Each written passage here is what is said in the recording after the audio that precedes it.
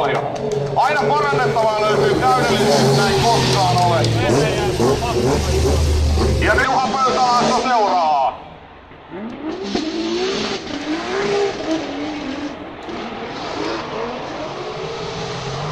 Komean näköisesti tullaan ensimmäinen klippin alue, kuten myös toinen. Pöytälaakso aivan kyljessä. Aika kaikkialle.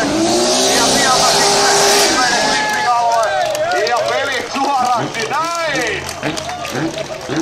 Nyt sitten tuomarista taputtelee, tuleeko tulos vai ei.